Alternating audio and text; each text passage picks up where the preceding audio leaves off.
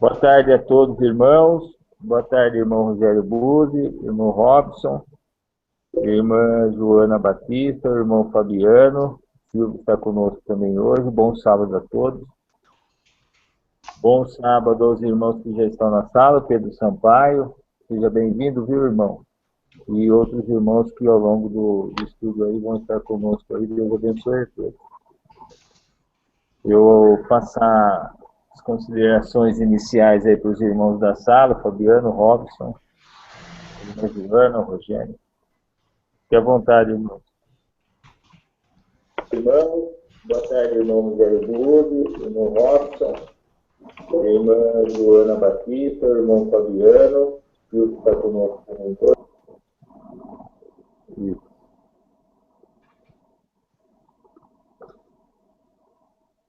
Os irmãos não vão falar, não?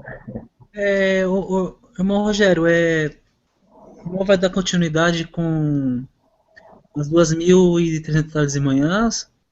Isso.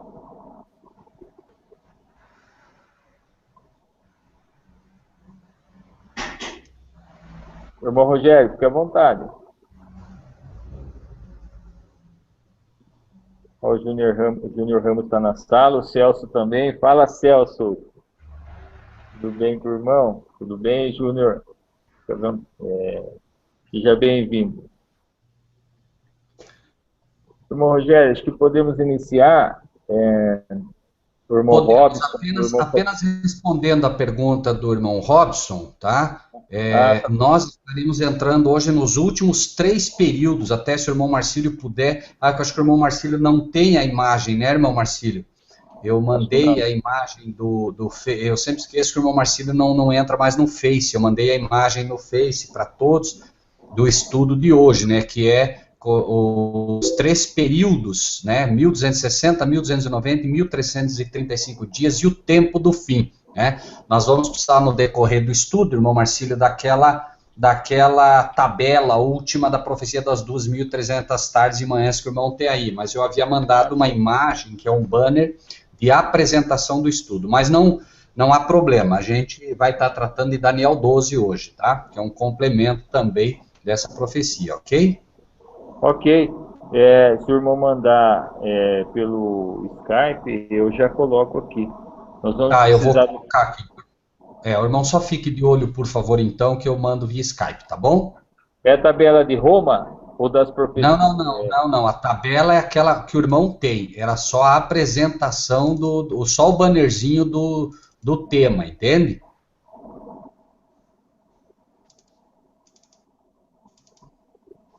Já está no seu Skype aí, tá baixando já. É só a apresentação do tema, irmão Marcílio, tá? Ah, tá.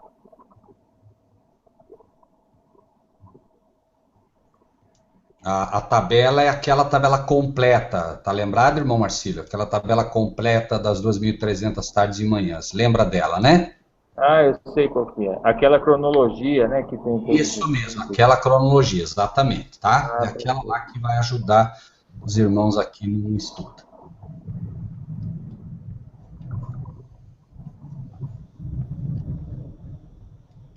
Ok, já está aberta. E foi enviado também aí, irmão Marcílio, né, o bannerzinho, tá? Está no seu Skype aí, ok? Ok.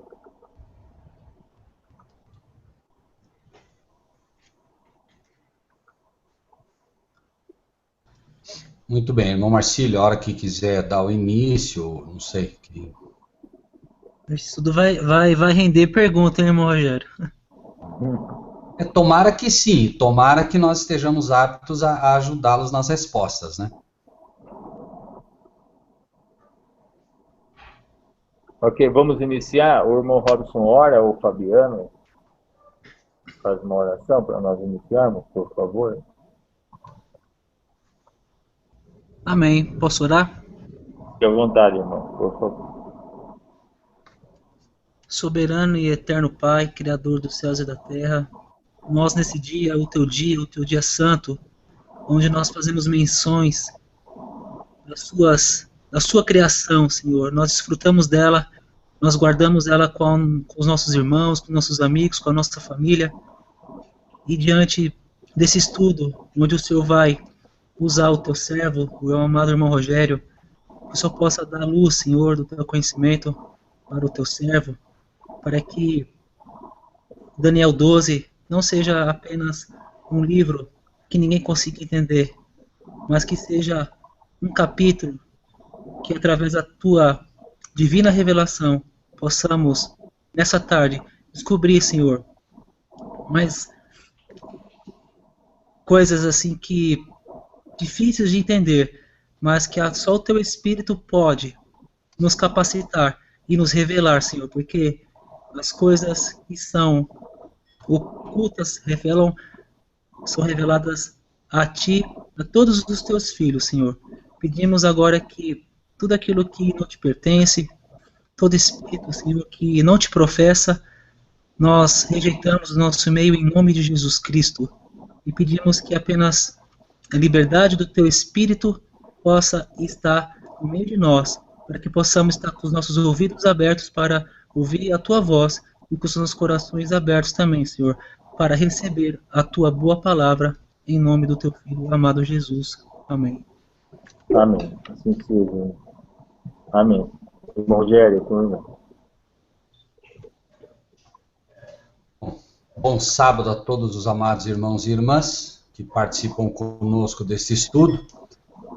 Como citou na oração nosso amado irmão Robson, é exatamente isso, não são questões fáceis, as questões proféticas, não que Deus as tenha dificultado, mas em função, né, de tudo que o inimigo tem trabalhado, o inimigo tem trabalhado forte, né, fazendo com que o ser humano se degrade a tal ponto de que mesmo a nossa mente hoje, né, não só debilitada por anos e anos de pecado, mas debilitada também pela alimentação ruim que hoje temos, faz com que o Espírito de Deus tenha dificuldade em poder nos esclarecer determinadas coisas, e também, sempre lembrando que nós somos o resultado, né, de muitos e muitos anos de invasão babilônica, de ensinos babilônicos, de tal maneira que nós realmente temos dificuldade hoje para aprender principalmente as profecias em função desses enganos todos que foram colocados sobre nós durante todo esse tempo,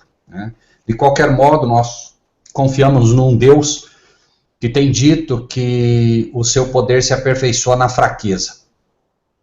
Nós vamos ver que não há uma geração mais fraca do que essa, que já passou pelo mundo. Nós vemos, por exemplo, nas próprias igrejas hoje o absurdo que se faz, mostrando claramente que as igrejas estão completamente fora da realidade, não conseguem mais separar o santo do profano, não conseguem mais discernir o que é santo e o que é imundo, e tudo isso é o resultado de uma mente que tem sido castigada desde o pecado de Adão até hoje, fazendo com que, de fato, nós tenhamos muita dificuldade.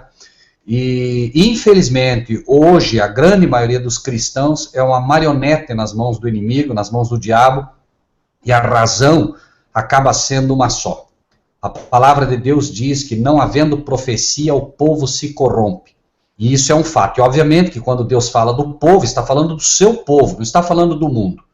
O povo do mundo sempre foi corrompido. Desde os tempos de Cristo já, todos estavam corrompidos, mas Cristo sempre se volta para o seu povo.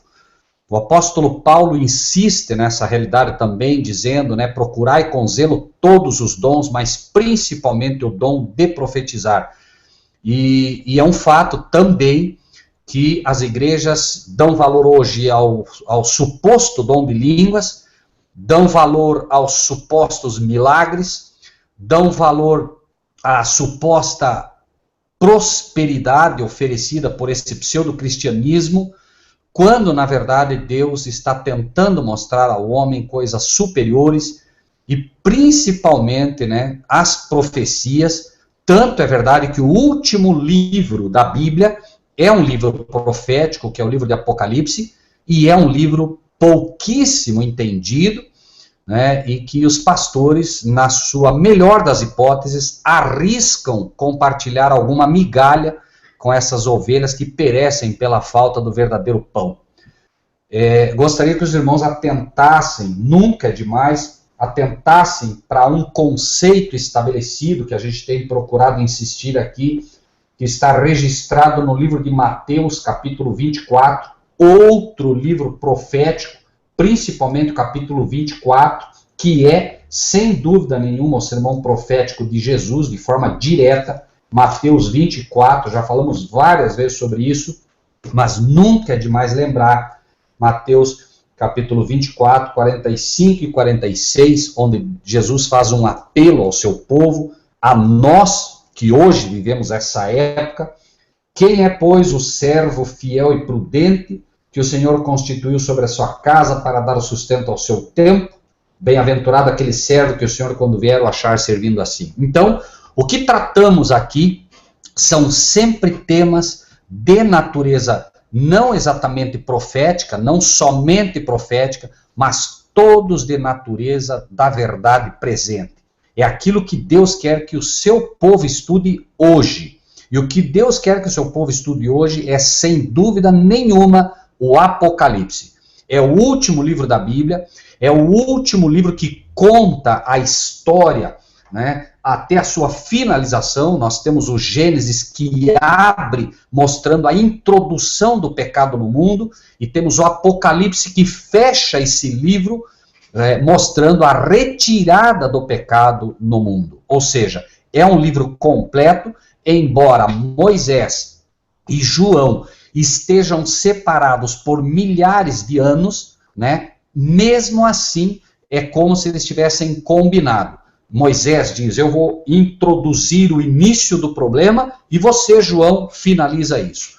Claro, ambos inspirados pelo Senhor, sem ter se conhecido fisicamente, sem ter se conhecido, né, obviamente, naquilo que cada um poderia ter dado ao seu povo, mas inspirados por Deus, cada um cumpre o seu papel, né, não só na história bíblica, mas também na profecia. Então, né, entre esta história que inicia no Gênesis e finaliza no Apocalipse, temos, finalmente, Daniel 12, no meio destes dois homens chamados por Deus, mostrando a verdadeira profecia.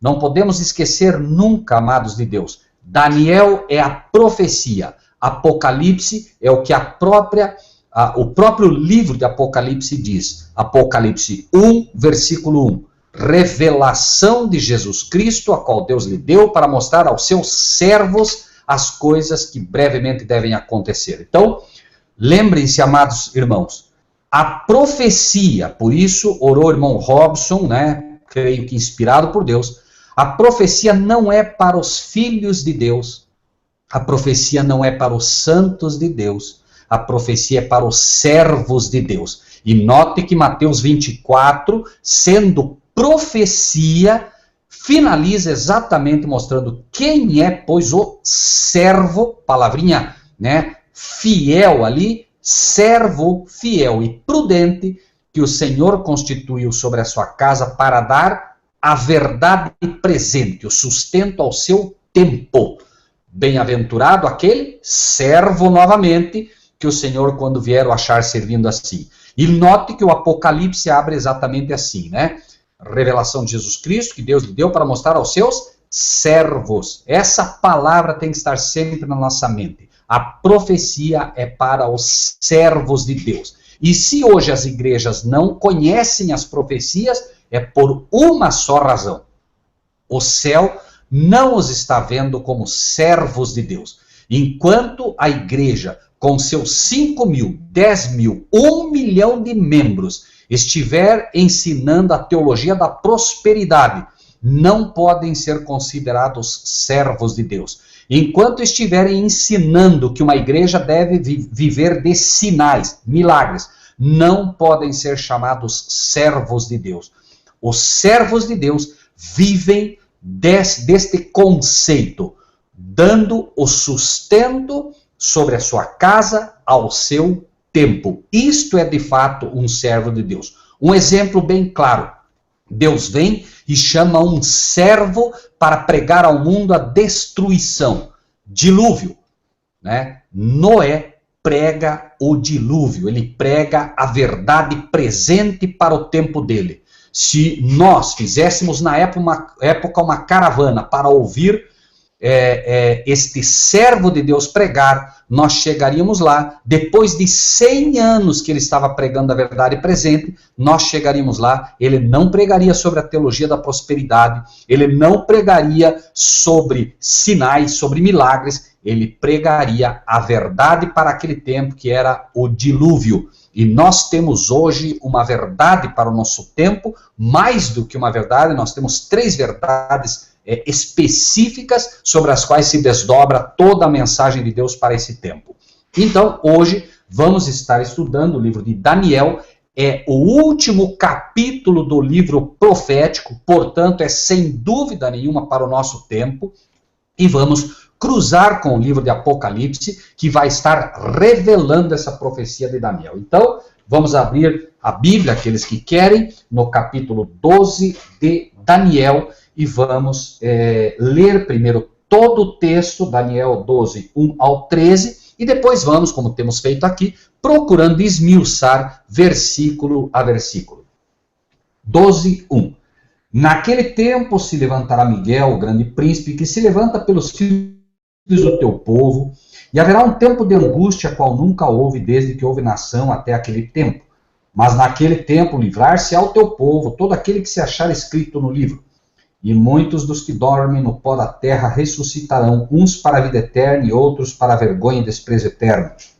Os sábios, pois, resplandecerão como o resplendor do firmamento, e os que a muitos ensinam a justiça refulgirão como as estrelas, sempre e eternamente. E tu, Daniel, fecha estas palavras e sela este livro até o fim do tempo. Muitos correrão de uma parte para outra, e a ciência se multiplicará. E eu, Daniel, olhei, e eis que estavam outros 2, um desta banda à beira do rio, e outro da outra banda à beira do rio. E ele disse ao homem vestido de linho que estava sobre as águas do rio: que tempo haverá até o fim das maravilhas? E ouvi o homem vestido de linho que estava sobre as águas do rio, quando levantou a sua mão direita e a sua mão esquerda ao céu, e jurou, por aquele que vive eternamente, que depois de um tempo, de tempos e metade de um tempo, e quando tivessem acabado de destruir o poder do povo santo, todas essas coisas seriam cumpridas. Eu, pois, ouvi, mas não entendi. Por isso eu disse: Senhor meu, qual será o fim dessas coisas? E ele disse: vai, Daniel, porque essas palavras estão fechadas e seladas até o tempo do fim. Muitos serão purificados, embranquecidos e provados, mas os ímpios procederão impiamente, e nenhum dos ímpios entenderá, mas os sábios entenderão. E desde o tempo em que o contínuo for tirado e posta a abominação desoladora, haverá 1290 dias. Bem-aventurado que espere e chegue até 1335 dias. Tu, porém, vai até o fim, porque repousarás e estarás na tua sorte no fim dos dias. Amém? Irmãos, o livro de Daniel, como falamos, ele é a profecia. Existem coisas que são questões conceituais na Bíblia. São coisas que nos orientam a como estudá-las. Então, quando nós guardamos determinadas regras, é muito mais difícil que nós nos percamos nos estudos. Se nós aprendermos a respeitar as regras que a Bíblia impõe para a interpretação das profecias, nós não nos perdemos. Se nós resolvemos, por nós mesmos determinar o que cada coisa significa, nós começamos a ter dificuldade. Versículo 1 de Daniel 12, então: naquele tempo se levantará Miguel, o grande príncipe, que se levanta pelos filhos do teu povo, e haverá um tempo de angústia qual nunca houve desde que houve nação até aquele tempo. Mas naquele tempo livrar-se ao teu povo todo aquele que se achar escrito no livro. Então, em primeiro lugar, naquele tempo, que tempo? Vamos voltar um pouquinho para o livro de Daniel, capítulo 8, onde estamos, apenas voltando no capítulo 8, vamos ver o que diz o versículo 13. 13. Diz: depois ouvi um santo que falava, e disse outro santo àquele que falava. Lembrem-se que no versículo 5 ele diz: eu, Daniel, do capítulo 12, Eu, Daniel, olhei, e eis que estavam outros dois, um desta banda à beira do rio, outro da outra banda à beira do rio. Notem que são os mesmos que estão revelando isso. No entanto, é dito aqui no versículo 13 de Daniel 8, repetindo, né? Depois ouvi um santo que falava, e disse outro santo, aquele que falava, até quando durará a visão do contínuo e da transgressão assoladora, para que seja entregue o santuário e o exército a fim de serem pisados? Ou seja, foi feita uma pergunta. Dentro dessa pergunta, foi dado, dentro do livro de Daniel, o maior período que existe, que é 2.300 tardes e manhãs. Então, os períodos compreendidos, obviamente, 1260, 1290 e 1335, que estão neste capítulo, eles têm que forçosamente estar dentro do período do fim.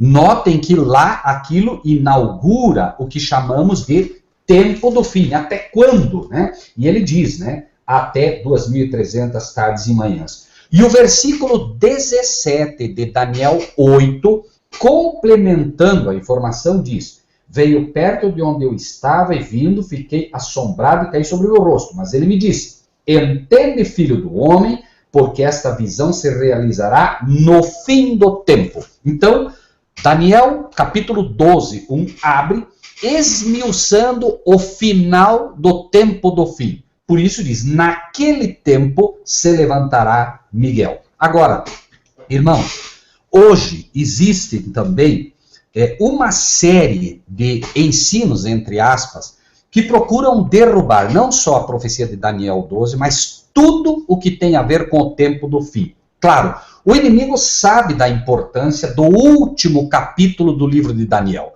Nós estamos entrando no último capítulo. Nós não estamos ainda em Daniel 12 como deveríamos estar.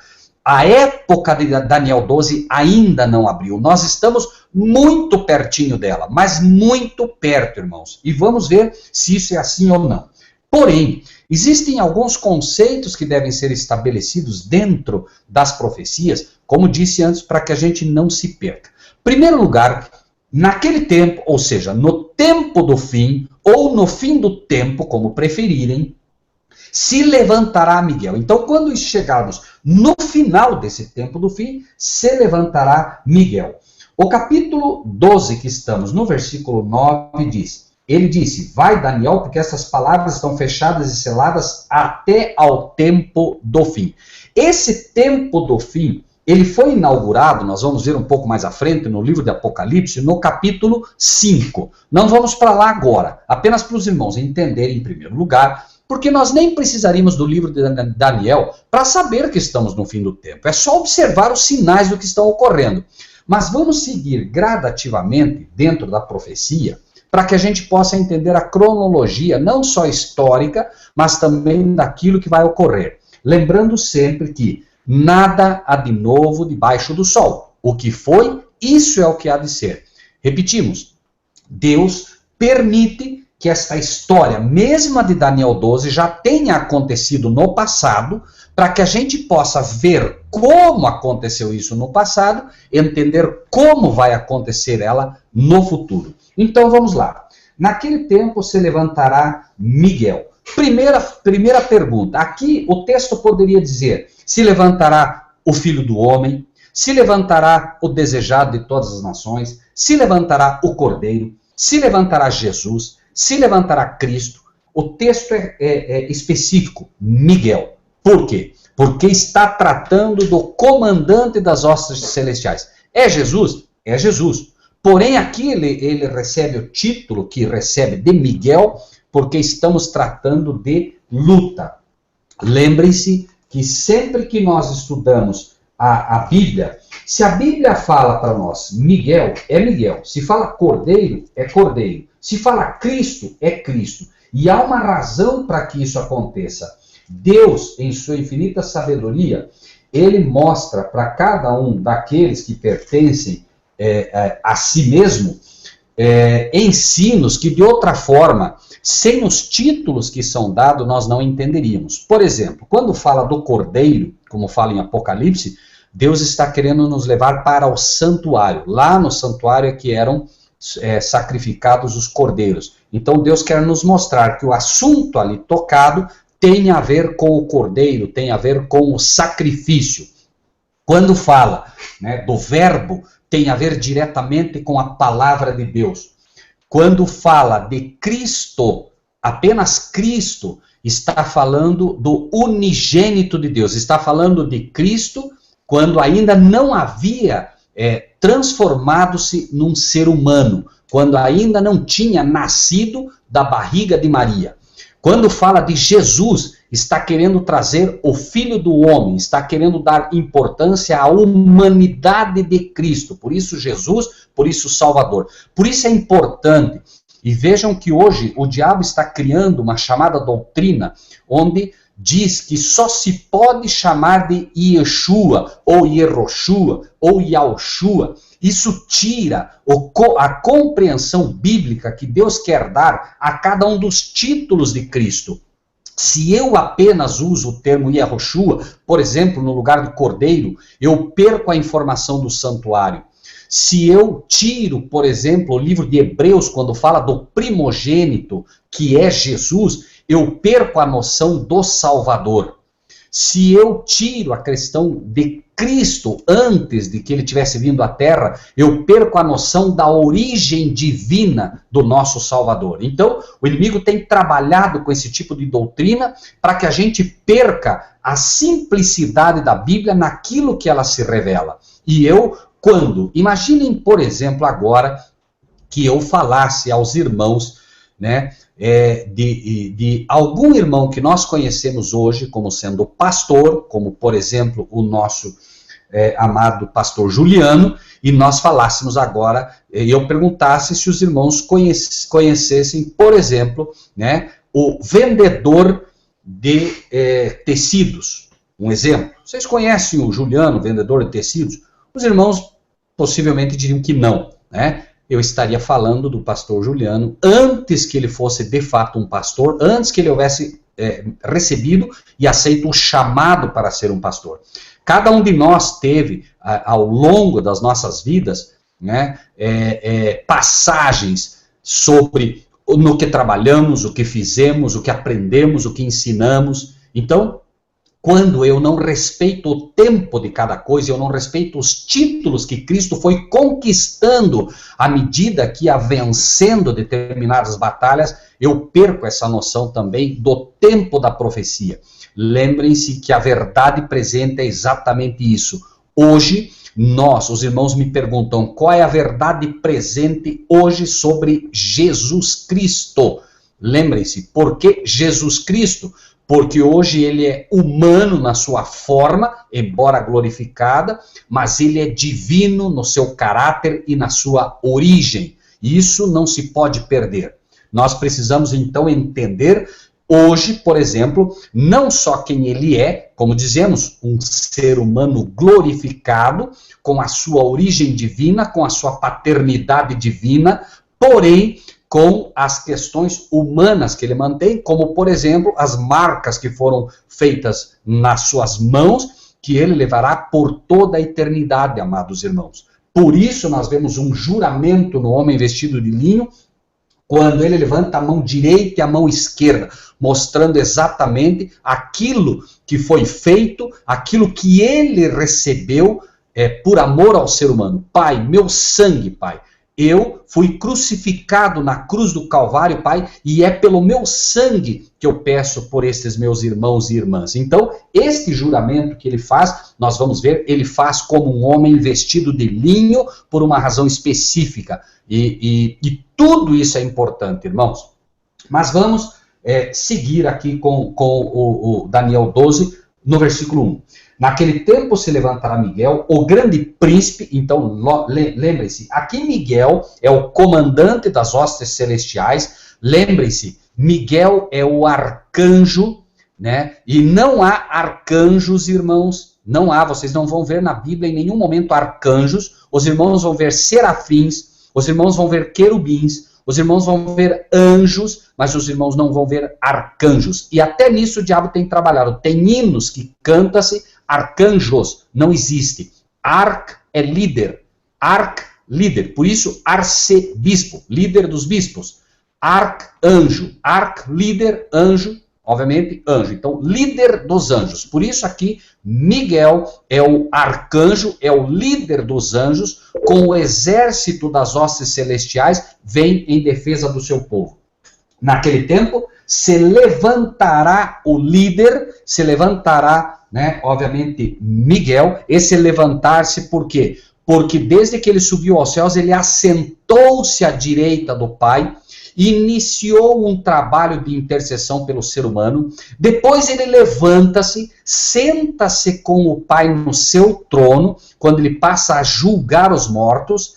A partir do ano 1844, ele passa, né, a fazer esse trabalho, mas ele assenta-se com o seu Pai. Por isso nós vemos em Daniel 8, que diz que colocaram-se tronos, e o Pai estava assentado, e o Filho vem e assenta-se com o Pai no seu trono. Porém, neste momento, naquele tempo, no fim do tempo do fim, Miguel se levanta, amados irmãos, e nesse levantar-se dele, ele estará encerrando o trabalho de sumo sacerdote, levanta-se para vestir vestes de rei, por isso diz aqui o grande príncipe, porque como príncipe que é, daqui a pouco, ao levantar-se, ele vai se vestir como rei, certo? Ele se levanta como príncipe, porém se levanta para envergar as vestes de rei. Por quê? Porque ele vem como rei de reis e senhor de senhores, não vem como príncipe mais, certo? Então, o grande príncipe que se levanta pelos filhos do seu povo, ele levanta para nos proteger. Agora ele se levanta como grande príncipe, porque a batalha final será iniciada agora, como nós vamos ver, porque haverá um tempo de angústia, e esse tempo de angústia, irmãos, esse tempo de angústia é um tempo que ele é inaugurado pelos 1290 dias de Daniel, porém, Daniel 12, porém, isso só já mostra uma coisa, joga por terra toda e qualquer ideia de que a igreja será arrebatada. Irmãos, o tempo de angústia aqui não é a época de tribulação para o povo do mundo. Notem o texto. Se levanta pelos filhos do teu povo. Ele se levanta para proteger o seu povo. E haverá um tempo de angústia para o povo de Deus. Esse povo não será arrebatado. Esse povo sofrerá o tempo de angústia na terra, uma angústia qual nunca houve, desde que houve nação até aquele tempo. Mas naquele tempo, livrar-se ao teu povo. Livrar o povo não é tirar o povo de Deus da terra, não é assim que ele vai livrar. Ele vai livrar protegendo-os. 10.000 cairão à tua direita, mas tu não serás abalado. Esta queda é tanto uma queda espiritual como uma queda física. Então, muitos vão cair espiritualmente, muitos vão cair fisicamente, morte, mas o seu povo, este povo aqui, o que se achar escrito no livro da vida, não vai cair. Certo? Então, isto é o que realmente está sendo proposto aqui. Bom, versículo 2. Muitos, não todos, muitos dos que dormem no pó da terra ressuscitarão, uns para a vida eterna e outros para a vergonha e desprezo eterno. Esta não é a ressurreição ao soar da 7ª trombeta, irmãos. Esta é uma ressurreição parcial. Vamos ver aqui, por exemplo, o que diz Apocalipse capítulo 20, Apocalipse 20, versículos 4 a 6. Apocalipse 20, versículos 4 a 6. Prestem atenção, amados irmãos. Vejam o tempo aqui. Vejam, Cristo está hoje, Jesus Cristo está hoje, certo? Intercedendo pelo seu povo. Inaugura-se daqui a pouco, né, o julgamento dos vivos. E o que vai acontecer depois, né? Depois, o que ocorre, basicamente, é que Cristo se levanta como príncipe, deixa suas vestes de sumo sacerdote, como falamos, e vai investir suas vestiduras de rei. Porém, antes disso, lembre-se, ele está julgando, sentado, julgando o povo. Agora veja Apocalipse 20, 4, que estamos. vi tronos. Se vi tronos, obviamente, os tronos foram ali para assentarem-se. Assentaram-se sobre eles aqueles a quem foi dado o poder de julgar. Obviamente, de todos aqui, o que tem direito real de julgar é Cristo. Por isso, assenta-se ele também, obviamente. Vi as almas daqueles que foram degolados pelo testemunho de Jesus e pela palavra de Deus. Muitos foram mortos, nós sabemos, né? Foram mortos principalmente durante a Inquisição, mas ainda hoje muitos estão sendo mortos pelo testemunho e pela palavra de Deus, que não adoraram a besta nem a sua imagem, não receberam o sinal na sua testa nem na sua mão, viveram e reinaram com Cristo durante 1000 anos. Isso é um pulo que é dado, obviamente, dentro do que se está ensinando. Essas pessoas, elas reinarão com Cristo durante 1000 anos, obviamente, é o que cremos. Mas os outros mortos não reviveram até que os 1000 anos se acabaram. Prestem atenção. Agora, esta é a primeira ressurreição. Bem-aventurado e santo aquele que tem parte na primeira ressurreição. Sobre estes não tem poder a segunda morte, mas serão sacerdotes de Deus e de Cristo e reinarão com ele 1000 anos. Então notem aqui, voltando para Daniel 12:2. Muitos, não todos, muitos do que dormem no pó da terra ressuscitarão, uns para a vida eterna e outros para a vergonha e desprezo eterno. Por quê? Porque, obviamente, aqueles que ressuscitarem, que morreram em Cristo, eles ressuscitam para a vida eterna. Mas aqueles que participaram ativamente da morte de Jesus, diretamente, Jesus disse, vereis o Filho do Homem vindo nas nuvens do céu. Então, sacerdotes, por exemplo, da época, que de fato participaram diretamente, que condenaram a Cristo, eles ressuscitarão para ver Cristo vindo nas nuvens do céu. Jesus disse isso. Vereis o Filho do Homem vindo nas nuvens do céu. Então, existirão muitos que ressuscitarão, assim como ressuscitaram muitos logo após a morte de Cristo para testemunhar e depois subiram com Cristo para o céu. E muitos agora, no final, vão ressuscitar para ver Cristo vir, mas, porém, para desprezo e vergonha eterna. Né? Claro, desprezo e vergonha eterna, irmãos, não está querendo dizer que essa vergonha e desprezo eterno tem a ver, vão ficar sendo envergonhados, vão ficar sendo desprezados para sempre. Não, é como você hoje, por exemplo, chegar na sepultura de um bandido, né? Ou imaginemos aí por um momento, se podemos, por exemplo, muitos que chegam na sepultura de Hitler e, quem sabe, até cuspiriam na sepultura de Hitler, mostrando o desprezo que tem por aquele homem. Não é porque Hitler está sendo desprezado em vida, por favor, certo? Já vamos, quem sabe, bater um pouquinho mais nisso, né? Mas apenas mostrando que, então, no tempo em que ele se levanta, no tempo em que ele vem depois, muitos vão levantar para ver Cristo vindo nas nuvens do céu, porque esse levantar-se de Miguel é exatamente o que ele fará agora para proteger o seu povo, e imediatamente ao fazer esse trabalho, ele já se coloca as vestes de rei e vem buscar o seu povo, certo? Claro que esse tempo é um tempo que haverá um tempo entre o levantar-se dele até a vinda dele, mas, né, obviamente que existe um tempo específico em que ocorrerá isso, porém, aos olhos de Deus e em termos proféticos, será um tempo curto, né, se nós observarmos, por exemplo, todos os anos, né, os milênios que já vivemos nessa terra, né? O Robson Lira agrega aí exatamente isso, Apocalipse 1:7, aqueles que o traspassaram, aqueles que participaram diretamente da morte de Cristo, né? E também, né, aqueles que participaram da morte dos servos de Deus de forma, né, assim, mais assuntosa, né? Versículo 3. Os sábios, pois, resplandecerão como o resplendor do firmamento, e os que a muitos ensinam a justiça refugirão como as estrelas, sempre e eternamente. Né? Então, veja, os sábios, quem são os sábios segundo a Bíblia? Né? Os sábios são os que a muitos ensinam a justiça. Né? O que diz aqui? Salmo 119, 172. Livro de Salmos, 119, versículo 172. Vamos ver o que diz e a gente encontra aqui, né, a referência de quem são os sábios. Né? Versículo 172. A minha língua falará da tua palavra, pois todos os teus mandamentos são justiça. Então, notem aqui. os sábios, pois resplandecerão como o resplendor do firmamento. E os que a muitos ensinam, o quê?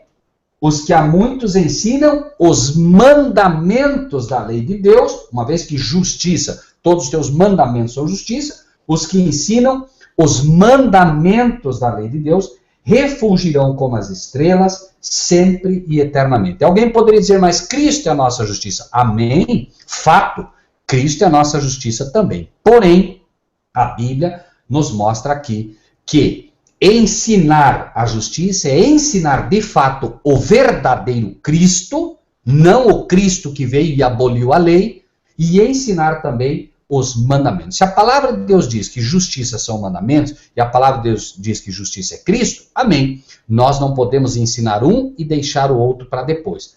Ambos são ensinos bíblicos. Versículo 4.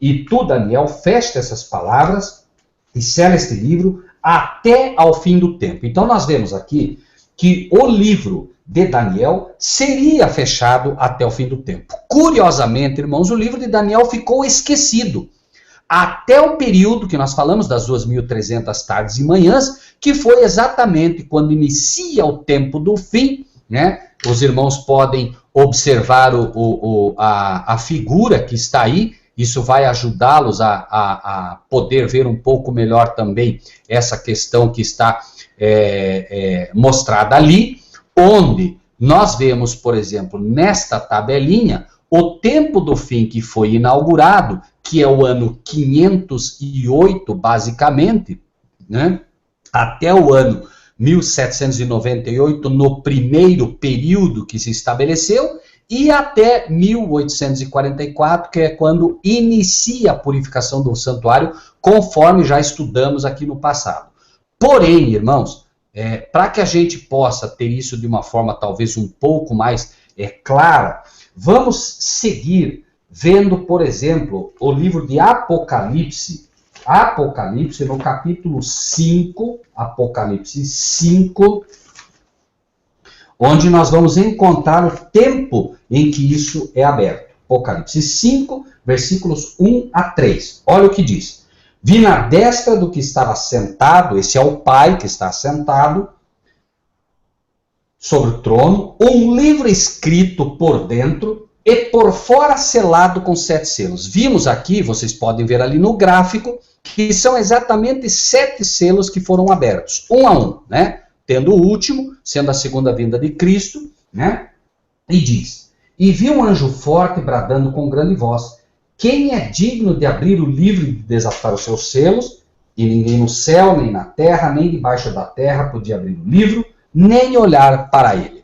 Se nós, né, conseguimos aceitar que este livro é o livro de Daniel, nós vamos conseguir ver também que exatamente, né, no período entre 1798 a 1844, começou-se a estudar o livro de Daniel, culminando no entendimento da profecia das 2.300 tardes e manhãs, que era exatamente o tempo que dava 1844, pegando, né, a data que era a data do decreto, né, lá de Esdras, o decreto de Artaxerxes, até no ano 457, até o ano 1844, perfazendo as 2.300 tardes e manhãs do livro profético de Daniel no capítulo 9, capítulo 8 também, um complementa o outro, e aí nós chegamos, né, digamos, naquilo que inauguraria o tempo do fim. Então, né, tendo isso em mente, vamos seguir, porque isso vai ficar um pouquinho mais claro à frente, né? Então, o livro de Daniel, que é aberto, por isso é dito aqui, né? Tu, Daniel, fecha essas palavras, sela este livro até o fim do tempo. Quando inaugurou-se o fim do tempo, o livro de Daniel foi aberto de novo. Muitos correrão de uma parte para outra e a ciência se multiplicará. Se os irmãos quiserem, uma hora, peguem, por exemplo, a época de vejam, do ano 538 até o ano 1798, foram 1.260 anos onde pouquíssima coisa se descobriu. Foram chamados períodos de trevas papal. O papado, né, com o poder absoluto que tinha, fez com que a Terra se emergisse em trevas e nada se descobriu nesta época, né? se é um fato que bendita a nação cujo Deus é o Senhor, maldita a nação cujo Deus não é o Senhor. Nessa época o papado dominou e o mundo estagnou. Porém, a partir do ano 1798, quando o papado, né, agora o Papa, é levado cativo e o território papal do Vaticano é confiscado, irmãos, busquem na história o que aconteceu. Do ano 1798 até o ano 1900 e quebrados, irmão, a ciência explodiu. Apareceram, né, muitas coisas, né, nem temos, assim, nem lembro de todas elas, né, pela história, mas aí nós tivemos, né, com o tempo, assim, realmente a própria...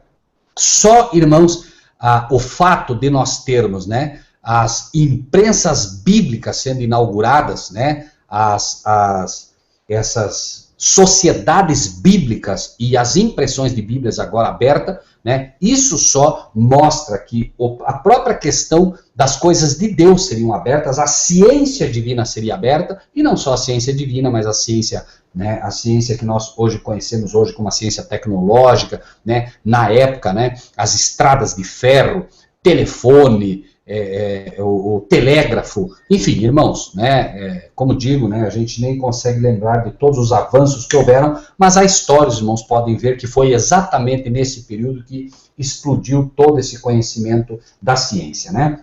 Enfim, né, aí o texto, né, então, do versículo 4 diz: Tu, Daniel, fechas as palavras e sela este livro até o fim do tempo, muitos correrão de uma parte para outra e a ciência se multiplicará. E eu, Daniel, olhei, e eis que estavam outros dois, um desta banda à beira do rio, outro da outra banda à beira do rio, e ele disse ao homem vestido de linho que estava sobre as águas do rio, né? Que tempo haverá até ao fim das maravilhas? 7. Ouvi o homem vestido de linho, e aqui, irmãos, vamos prestar atenção nisso. Ouvi o homem vestido de linho. Note que ele está vendo um homem vestido de linho. Este homem vestido de linho, vamos para o livro de Apocalipse, capítulo 1, primeiramente, capítulo 1, Apocalipse 1, é dito o seguinte, 1, versículo 13. E no meio dos 7 castiçais, um semelhante ao filho do homem, vestido até os pés de uma veste comprida e cingido pelo peito com um cinto de ouro. Se os irmãos prestam atenção, nós estamos aqui em Apocalipse 1, no ano 96 de Domiciano, ano 96. João tem uma visão, ele vê a Jesus Cristo aqui, só que note que diz, inclusive, comparando ao Filho do Homem, mostrando que aqui Cristo já morreu, Jesus já morreu, já ressuscitou, foi arrebatado, foi levado para o céu. Porém, é dito aqui que ele vê 7 castiçais, e quando ele se vira para ver quem estava falando, ele vê um homem vestido de vestes compridas ou vestes alares. Então, no ano 96, repetimos, João tem uma visão e vê Jesus vestido de sacerdote, com vestes talares. As vestes talares ou vestes compridas, como dizem algumas versões, era a roupa do sacerdote. Era aquela roupa que tinha o éfode, tinha o peitoral, uma vestimenta basicamente feita de cor azul e cor púrpura, que era, azul e púrpura, algumas versões, né, para nós hoje seria como que o roxo, né, que são as cores que o sumo sacerdote se vestia na época, certo? Então, está mostrando aqui, Jesus está querendo nos mostrar, pela visão que João tem, que ele está no local santo e está vestido assim. Porém, em Daniel, já é mostrado que ele está com vestes de linho. O sacerdote se vestia primeiro com vestes talares durante todo o ano, oficiando no local santo, que era exatamente onde estava o castiçal. Porém, uma vez ao ano, inaugurado o tempo da expiação, o sacerdote agora vestia-se de linho fino, todo de branco, para oficiar como sumo sacerdote no Santíssimo.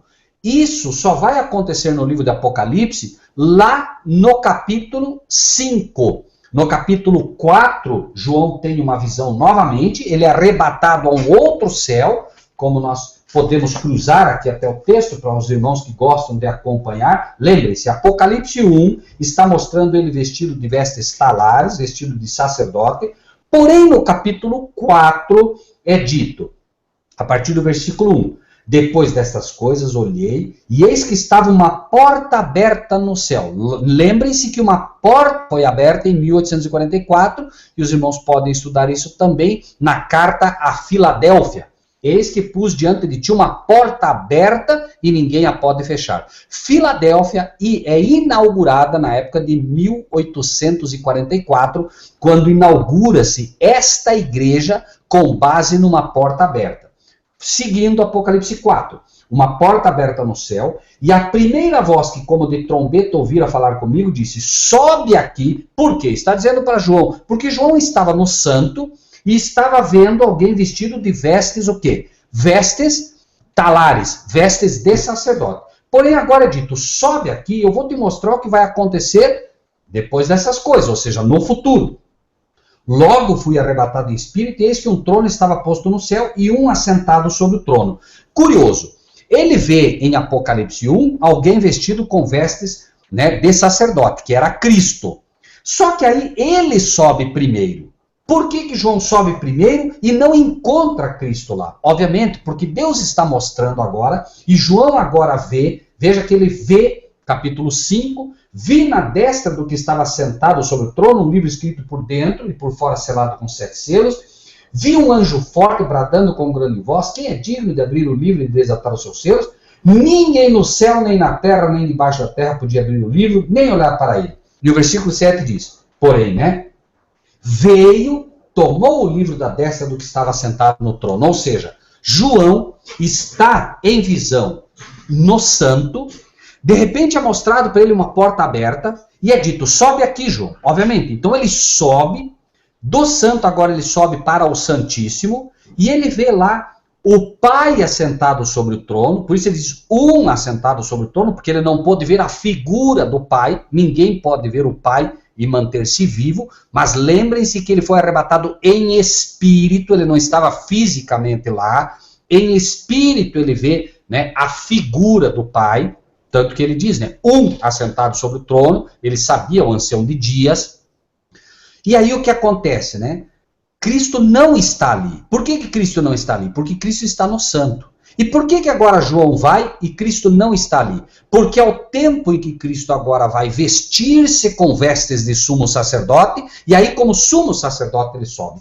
Por isso, agora sim, veio e tomou o livro. Mas quando ele vem, ele já vem como sumo sacerdote, porque era exatamente no período da expiação que se vestia como linho. Né? Então vejam, voltando para Daniel 12. Ouvi o homem vestido de linho que estava sobre as águas do rio, quando levantou a sua mão direita e a sua mão esquerda ao céu, e jurou por aquele que vive eternamente. Ele jura pelo Pai, aquele que vive eternamente. E alguém diria, mas espera aí, Jesus também não vive eternamente? Sim, mas há uma diferença na vida eterna do Pai para a vida eterna do Filho. Vamos conferir isso biblicamente, lembrando sempre que é o Apocalipse que revela Daniel. Então, se eu quero entender Daniel, a única forma é estar sempre cruzando com o livro de Apocalipse. Vejam só um erro que muitos cometem em relação à palavra de Deus. Obviamente, no livro de Apocalipse não seria diferente. Se nós lemos aqui Apocalipse 1, versículo 4, veja o que diz. João, às 7 igrejas que estão na Ásia, graça e paz seja convosco da parte daquele que é, que era e que há de vir, e dos 7 espíritos que estão diante do seu trono. Você pergunta para qualquer cristão, quem é esse? Imediatamente a resposta é, este é Jesus Cristo. E isto é um erro. Não é Jesus Cristo esse. Prestem atenção para ver como não é Jesus Cristo. Vou ler. De novo. Capítulo 1 de Apocalipse, versículo 4. João às 7 igrejas que estão na Ásia. Graça e paz seja convosco da parte daquele que é, ou seja, daquele que vive, daquele que era, ou seja, daquele que sempre viveu, e que há de vir, ou seja, daquele que sempre viverá também. E da dos 7 espíritos que estão diante do seu trono, e da parte de Jesus Cristo, que é a fiel testemunha, o primogênito dos mortos. Então, veja, ele apresenta um ser que é, era e há de vir. Ou seja, também, né? Ou seja, vive, viveu, sempre viveu e sempre viverá. Claro, se virá é porque viverá também, né? E da parte de Jesus Cristo, mostrando que Jesus Cristo é o primogênito dos mortos. Ele estabelece uma diferença base aqui. Um que sempre viveu, vive e sempre viverá, e um que é o primogênito dos mortos. Um que em algum momento não era. Repito, irmãos, ele apresenta a diferença básica entre o pai e o filho. O filho nunca deixou, o pai nunca deixou de existir. O Pai é de eternidade a eternidade, como diz a palavra de Deus. Nunca deixou de ser eterno. O Filho, em algum momento, deixou de ser eterno, porque esteve pelo menos 3 dias na sepultura, onde não era. Ou seja, ele literalmente morreu, irmãos. Não foi uma brincadeira, um faz de conta. Ele morreu. Por isso, a Bíblia estabelece essa diferença. Um é o primogênito dos mortos. O pai não é o primogênito dos mortos, porque o pai nunca conheceu a morte. O filho foi quem conheceu a morte. Então nós temos aqui uma diferença básica entre os dois, que deve ser apresentada. Por isso, ele em Apocalipse 12, versículo 7, vamos ler de novo. Ouvi o homem vestido de linho, mostrando aqui que é Jesus Cristo, já como ser humano glorificado, que estava sobre as águas do rio, quando levantou a sua mão direita e sua mão esquerda, mostramos por isso, por que ele faz, né, este juramento, né, com as 2 mãos alçadas, porque ele está apresentando o sangue derramado, né, na cruz do Calvário. Por isso, vejam que Apocalipse 1:5 diz exatamente aquele que em seu sangue nos lavou dos nossos pecados. Não está esse texto por acaso ali, tem uma razão de ser, está intimamente linkado com Daniel 12:7. Por isso diz o homem vestido de linho, que estava sobre as águas do rio, quando levantou a sua mão direita e sua mão esquerda ao céu e jurou por aquele que vive eternamente, jura pelo próprio Pai. Agora prestem atenção nisso, irmãos, que depois de um tempo, tempos e metade de um tempo, e quando tiverem acabado de destruir o poder do povo santo, todas essas coisas serão cumpridas. Bastante atenção aqui, irmãos. Tempo, tempos e metade de um tempo. Estou teclando para ficar aí para os irmãos. Tempo, tempos e metade de um tempo. Quanto é um tempo, irmãos, biblicamente? Daniel, capítulo 11, versículo 13. Tempo em profecia é ano. Ano. Note aí o que diz. Porque o rei do norte tornará, porá em campo uma multidão maior do que a primeira, e ao cabo de tempos, isto é, de anos, virá à pressa com grande exército e com muita fazenda. Então, irmãos, tempo é igual a um ano. Tempos é igual a 2 anos. Metade de um tempo é igual a... Metade de um tempo é igual a metade de um ano, certo? Metade de um ano, 180 dias. Então, se os irmãos pegam um tempo bíblico, 360, mais tempos na Bíblia, tempos é sempre, se não for acompanhado de um algarismo, 2. Por exemplo, se dissesse 3 tempos, seriam 3 anos. Como não diz, é sempre 2. Tempo 1, tempos 2. Se for mais do que 2, sempre estará acompanhado do numeral. Por isso, inclusive, irmãos, fala-se muito sobre Elohim. Elohim, que denota a presença da divindade, não é trindade por uma razão muito simples. Se fosse trindade, teria acompanhado o número 3. Sempre, irmãos. Elohim é 2. Por quê? Está denotando a divindade, tanto do Pai quanto do Filho. Não está dizendo Elohim que os dois são Deus. Não vamos fazer confusão nisso, certo? Elohim denota presença. Por exemplo, o arbusto que aparece queimando e falando, entre aspas, com Moisés. Elohim. Por que Elohim? Porque ali denotava a presença do Pai através do Filho. A sarça ardente representava o Filho, por isso um arbusto queimando e um arbusto cheio de espinhos, mostrando que Cristo se faria um ser humano e morreria pelos pecados do ser humano. Porém, estava representando Cristo ali, estava representando o próprio Pai. Ok? Por isso, tira as sandálias dos pés, porque o lugar em que tu estás é santo. Ou seja, o arbusto representava Cristo como um ser humano morrendo assumindo todos os pecados da humanidade, e por sua vez, Cristo representava ali o Pai. Por isso, Elohim, representando dois seres ali, né, que são divinos. Repetimos, são divinos, mas não dois sendo deuses, muito menos três sendo deuses, ou um Deus em três. Isso, né, apenas para deixar isso claro. Então, vejam, tempos e metade de um tempo. Tempo 360, tempos 720, metade de um tempo 180. Qual é a soma, irmãos? 1260 dias, né? Em profecia, dias ou anos. Então, vejam agora, irmãos, como isso aconteceu no passado, certo? Vamos ver no passado como isso aconteceu. Na tabela que os irmãos têm aí, os irmãos entendem e podem ver claramente uma coisa. O papado assume o poder no ano 538 e vai até o ano, o quê? 1798.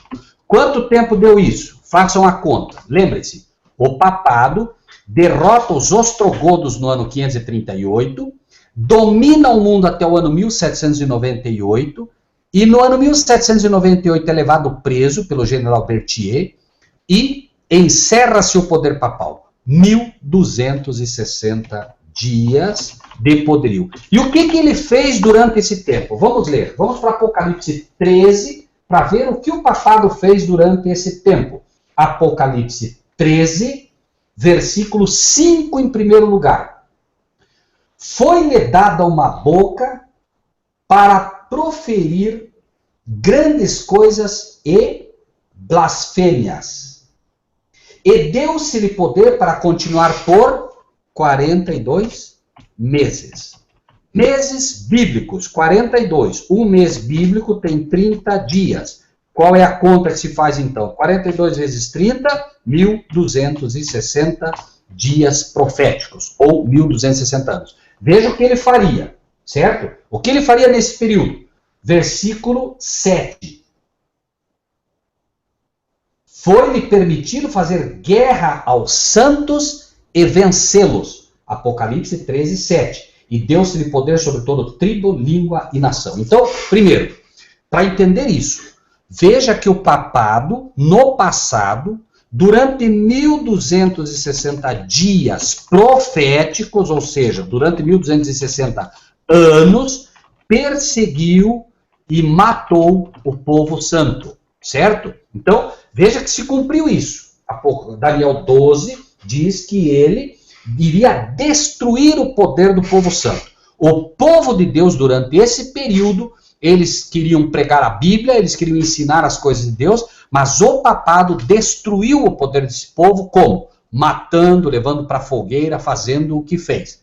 Porém, notem, para que isso não fique claro, não fique assim com dúvidas, vamos ver o futuro agora imediatamente, tá? Ouviu o homem vestido de linho, então nós vemos agora Cristo, já na época da expiação, ou seja, depois do ano 1844, ou seja, repetindo a profecia, nós colocamos lá, né, vejam que os irmãos têm aí o tempo determinado do fim, que inaugura o que chamamos de supremacia papal número 2, veja o que acontece agora, né, é dito assim, Daniel 12, 7, depois de um tempo, tempos e metade de um tempo, ou seja, 1260 dias, agora literais, eles vão perseguir e matar o povo santo. Vamos ver como essa luta vai ser desencadeada, irmãos. Vamos para Apocalipse 13 de novo, Apocalipse 13, para os irmãos entenderem isso. Apocalipse 13, versículo versículo 4 e 5. De novo. 4. Adoraram o dragão que deu à besta o seu poder. Então, peraí. O dragão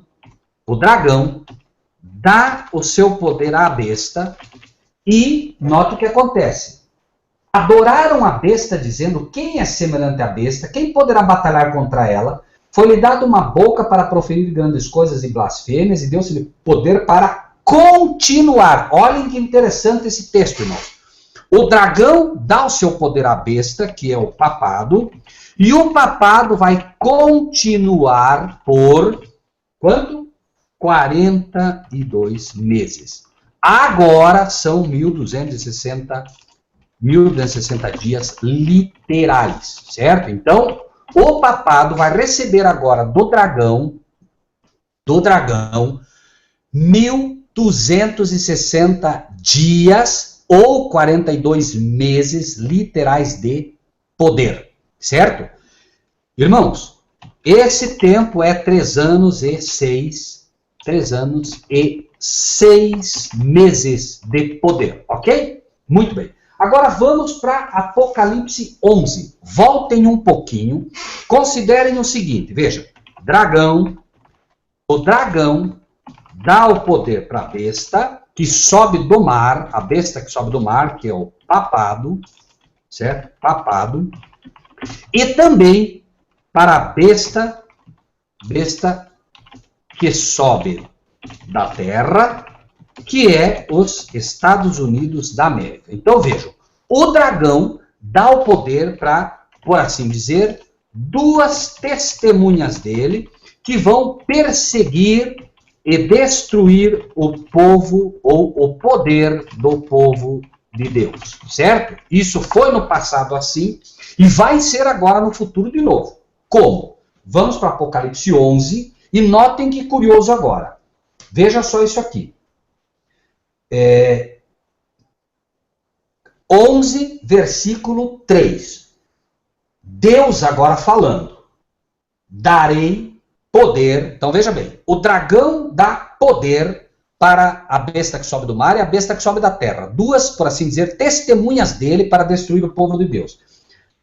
Apocalipse 11 fala das testemunhas de Deus. Então vejam agora, né? Deus dá poder para as suas 2 testemunhas também, que são, né, as 2 oliveiras e os 2 castiçais, e curiosamente recebem, veja, profetizarão por 1260 dias, mesmo caso, ou 3 anos e 6 meses. Estes 2 são os 144 mil, que é o povo representado por Elias e Enoque, e também, né, os castiçais, que são a igreja, representados por Moisés e João Batista, certo? Ok. Por que essa diferença? Elias e Enoque representam o grupo das testemunhas de Deus que não vão conhecer a morte. Por isso Elias e Enoque foram trasladados sem ver a morte. E os que representam a igreja é Moisés e João Batista, aqueles que morreram falando de Deus, mas, né, passaram pela morte, como João Batista que foi degolado. Olhem como Deus é perfeito. Deus dá poder, né, ao seu povo, e o diabo dá poder para o povo dele. As 2 testemunhas base de Deus, né, e as 2 testemunhas base do inimigo. Agora, olhem que interessante isso. Tiago, capítulo 5,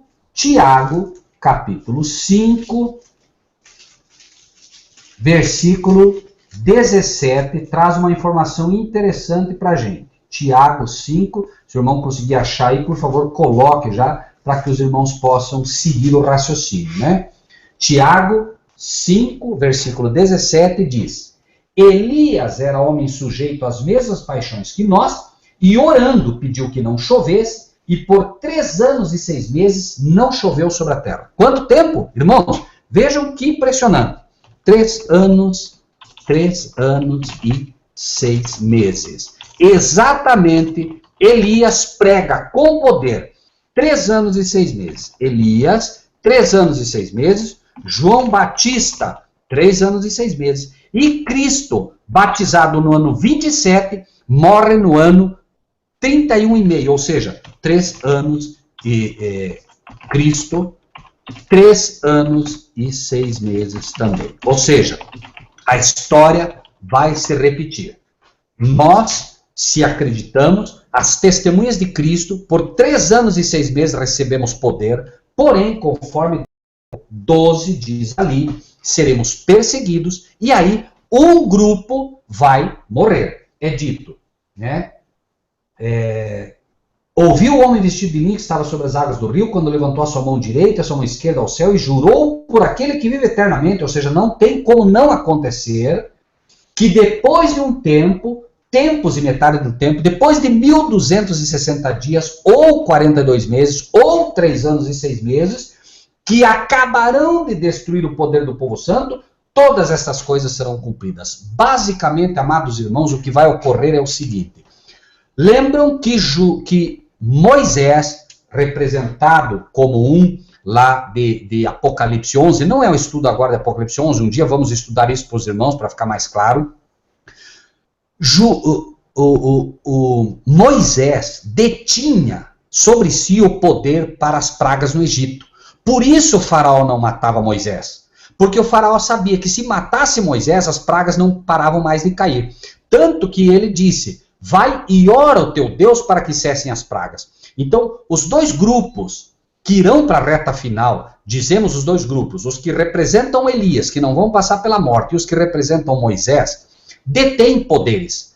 Porém, Elias não é aquele que tem poder sobre as pragas, porque Elias não precisa ter poder sobre as pragas. Elias, ele vai passar pelo meio disso tudo sem ser molestado. Por quê? Porque Elias, uma vez selado, não morre mais. Então as pragas podem cair, que nada acontece com Elias. Porém, aqueles que representam Moisés, eles detêm o poder sobre as pragas, sobre a oração. Então o que vai acontecer? Tanto o grupo representado por Elias, quanto o grupo representado por Moisés, vão pregar 3 anos e 6 meses. Dados 3 anos e 6 meses, com o decreto de morte, morrem todos os que representam João Batista ou Moisés. E aí eu pergunto, se o poder é de Moisés, ou do grupo que representa Moisés, para segurar as pragas, quando o papado e os Estados Unidos da América e todo o seu exército agora matam os modernos Moisés, o que vai acontecer com as pragas?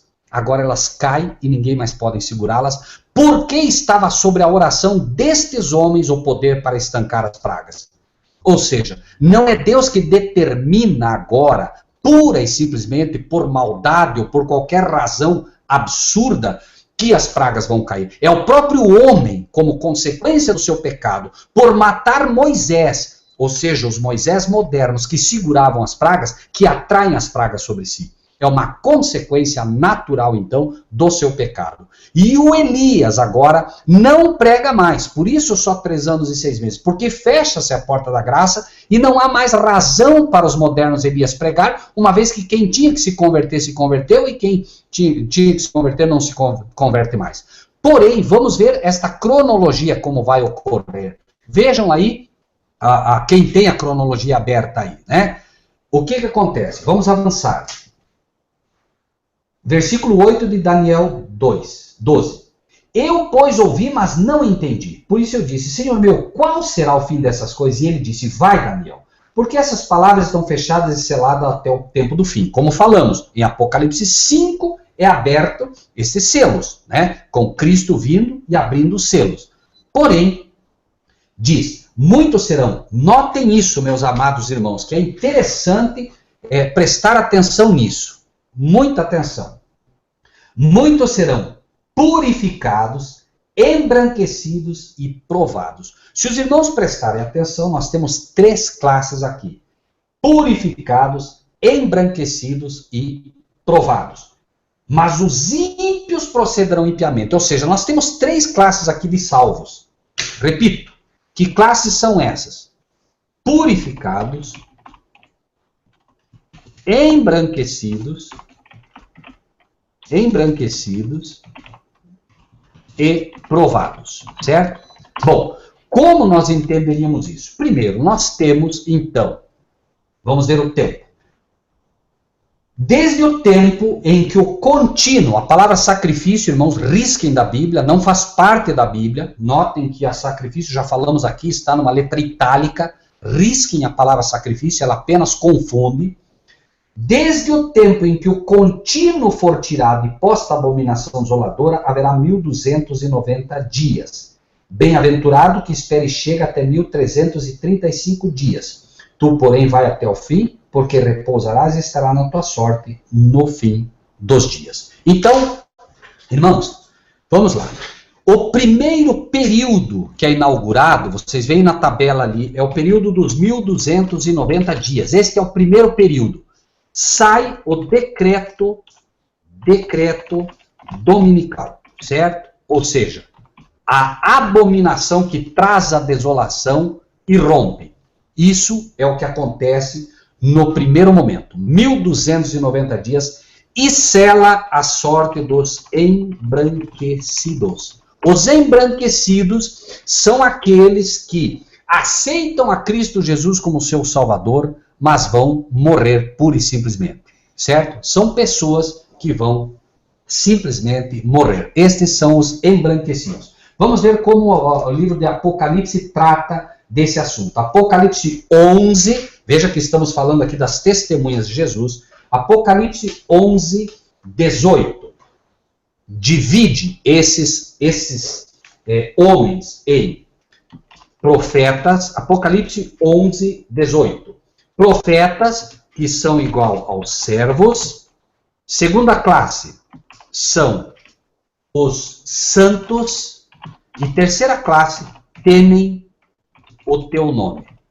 Temem o teu nome. Veja que o texto aí diz, né?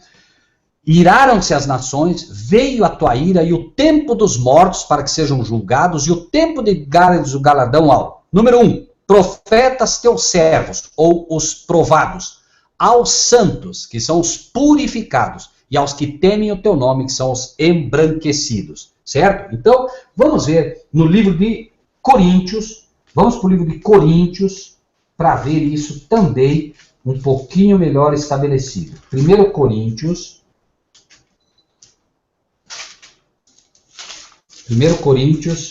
capítulo 3. 1 Coríntios 3. Veja o que diz ali. Capítulo 10 ao 12.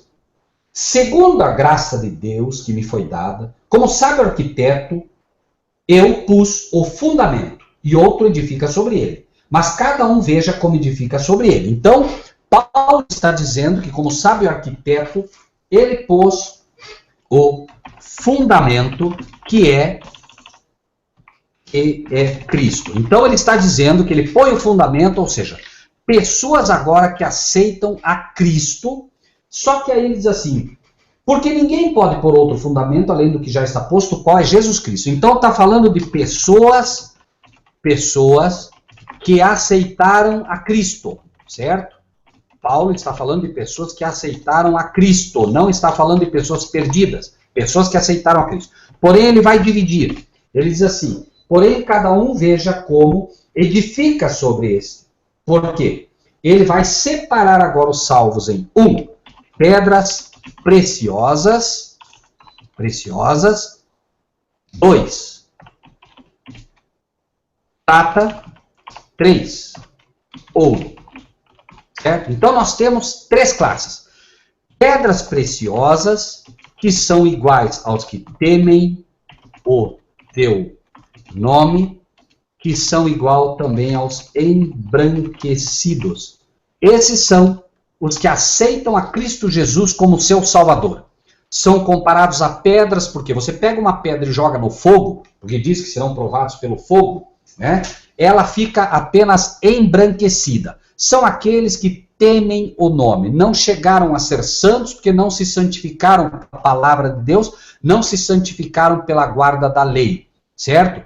Aí nós temos o segundo grupo, que são prata. A prata é purificada pelo fogo, por isso são os purificados, e são também os chamados santos. Foram purificados, foram santificados também pela lei de Deus. E temos finalmente o ouro, são aqueles que serão provados. Esses são os que vão até o fim, né, que são chamados servos ou profetas, certo? Traduzindo isso tudo, nós temos então, voltando para Daniel agora, eu sei que é bastante informação, mas devagarinho as coisas vão se entendendo.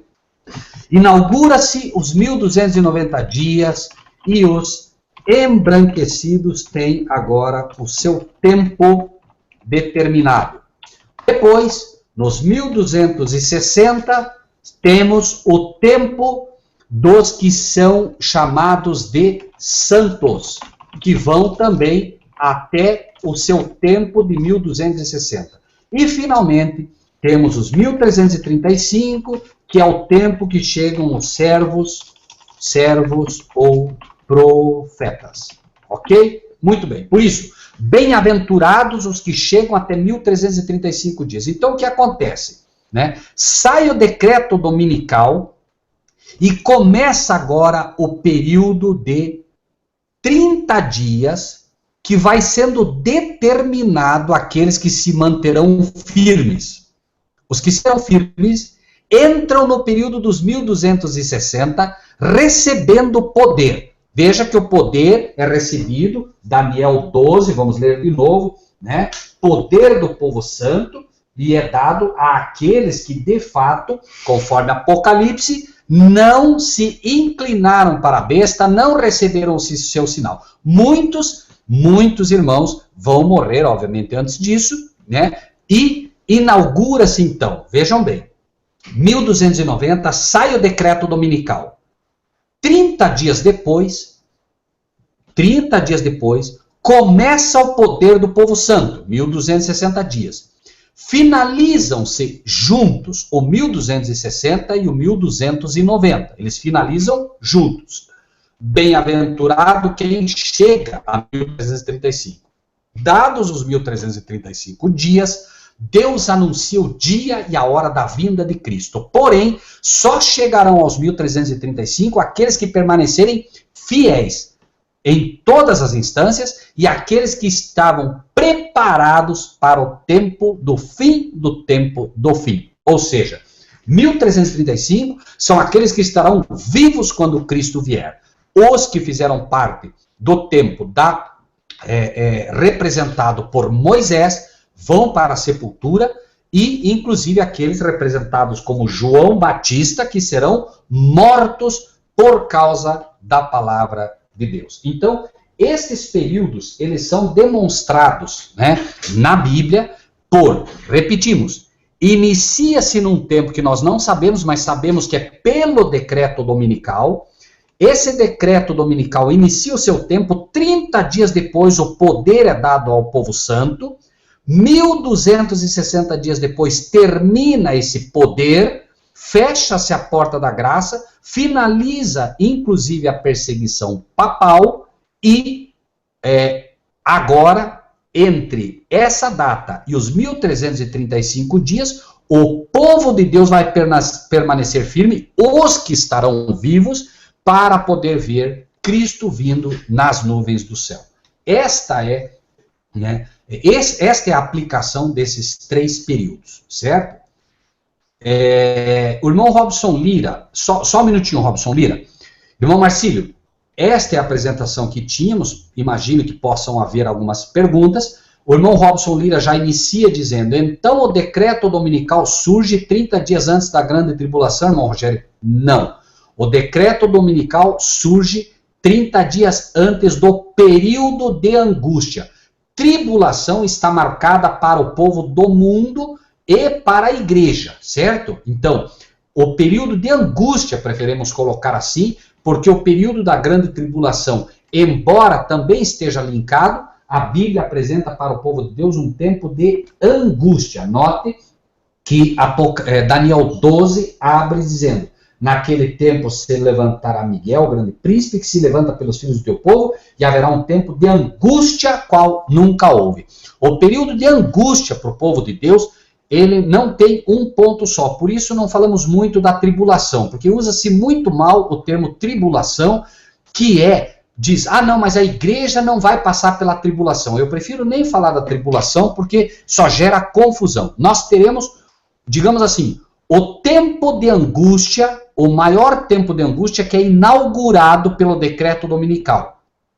Esse decreto dominical inaugura o tempo de angústia, porém, nós temos um segundo tempo de angústia, que é o decreto de morte sobre o povo de Deus, certo?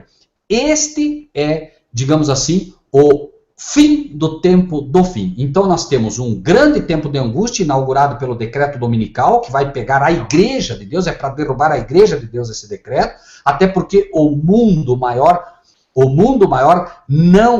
cristão, a grande maioria, não vai nem ver isso como angústia, porque eles não guardam domingo. Então, se vier um decreto dominical, para eles tanto faz como tanto fez. Mas esse é o período de angústia para o povo de Deus. 30 dias depois, nós temos vejam bem, irmãos, vamos fazer um comparativo aqui. Vamos para o livro, isso talvez ajude, vamos para o livro de Lucas 21, 20 e 21. Lucas 21, 20 e 21. E aí a gente já encerra, o irmão Marcílio pode... Lucas 21, 20 e 21. Ok. É dito aqui, ó.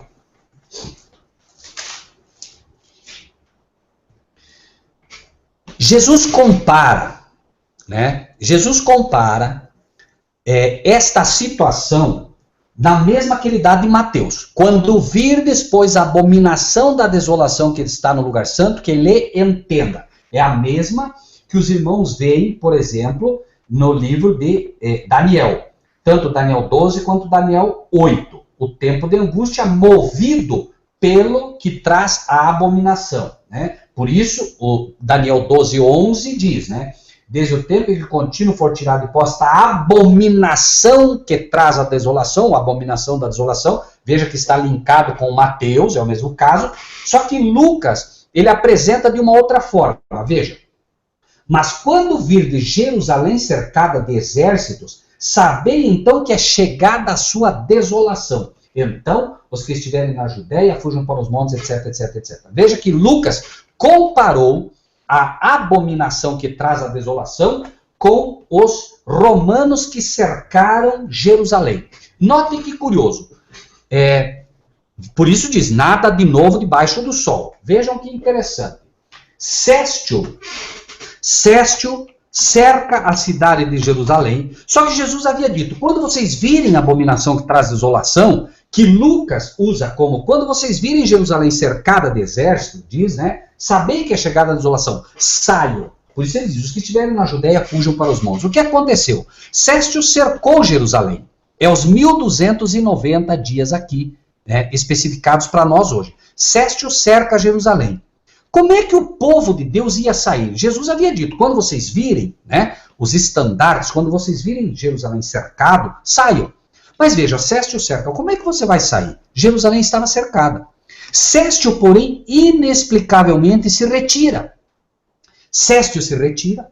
O povo que ouviu a profecia de Jesus, que ouviu Jesus falando, que estudou a profecia, quando Céstio sai, saíram de Jerusalém e foram se esconder numa cidadezinha. Pela, na época, né? Os judeus que não estudaram a profecia, disseram, tá vendo? Ó, falso alarme.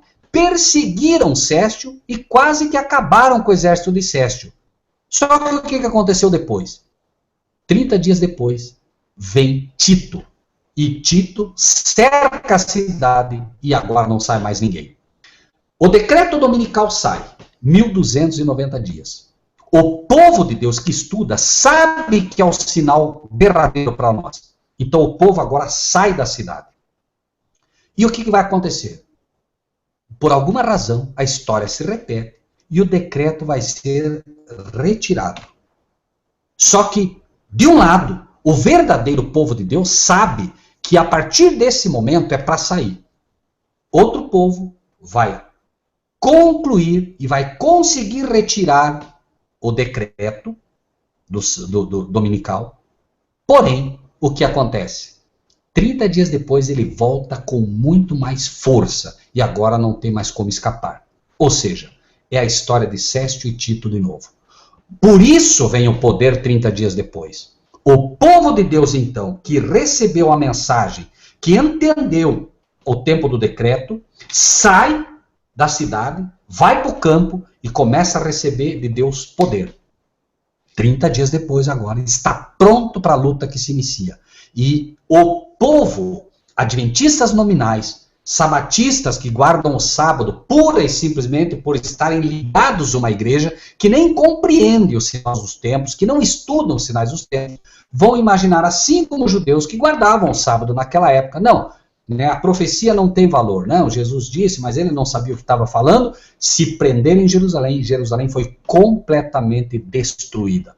Poder e perseguição final. Né? Isso é o que vai acontecer. Então, né, o exemplo que nós temos é como foi no passado. Nada de novo debaixo do sol. Céstio cerca, passam-se 30 dias e, curiosamente, irmãos, o cerco de Tito inicia no ano 66 e no ano 70 Jerusalém é completamente derribada. Ou seja, 3 anos e 6 meses, aparentemente, pelo que diz, pelo que diz o livro de... Perdão, me fugiu o nome, irmãos. Existe um livro histórico que Povo... Me perdoe, eu vou me lembrar num próximo estudo e trago para os irmãos a história dos judeus, mas eu não me lembro o escritor. Tá? Então, se no passado foi assim, notem que isso se repetiu no ano 538 com os romanos de novo, leia-se papado. O papado agora, né, faz essa perseguição também, durante 3 anos e 6 meses cravados, mas Deus novamente vai fazer com que a história se repita para que a gente não se perca. Então, o povo de Deus, nós devemos estar atentos. Saiu o decreto dominical, irmãos, nós já temos que ter o nosso local no campo pronto. Nós já temos que ter, não tão longe da cidade que não possamos pregar, mas não podemos mais estar na cidade nesse tempo. Não podemos estar mais em nenhuma igreja nesse tempo, irmãos. Lembre-se, eles estavam em Jerusalém, eles estavam na cidade de Deus, eles estavam na igreja, entre aspas, de Deus. Mas a igreja não atentou para as profecias, não perceberam que não era mais a igreja de Deus, se fecharam nos muros, se fecharam dentro da igreja, dizendo, e os pastores na época diziam, não, nada vai acontecer, fiquem tranquilos, Deus vai proteger a sua igreja, Deus vai proteger a sua igreja, e Jesus já havia dito, não vai ficar pedra sobre pedra. A igreja de Cristo hoje, irmãos, não amanhã, a igreja de Cristo hoje não é feita de pedras mortas, é feita de pedras vivas. Ela não tem mais uma placa. São as pessoas que aceitam e vivem de toda palavra que vem da boca de Deus, das quais Daniel e Apocalipse é com certeza a mensagem para o seu povo hoje. Quem não ouvir, por isso diz Daniel 12, né? Os sábios entenderão. Os que muitos ensinam a justiça, os que ensinam os mandamentos da lei de Deus, compreendem a validade do sábado e saberão que é o sábado o sinal de Deus para o seu povo. Saberão que quando o domingo virar um decreto, esse povo que guarda o sábado entende esse como um sinal de Deus para o seu povo. Os que não guardarem o sábado não têm a menor forma de entender isso, irmãos. E não é porque Deus não quer, é porque existem degraus. Primeiro, você é um embranquecido, você é justificado pelo sangue do Cordeiro, você é coberto com o manto do Cordeiro. Depois você começa a virar um santo.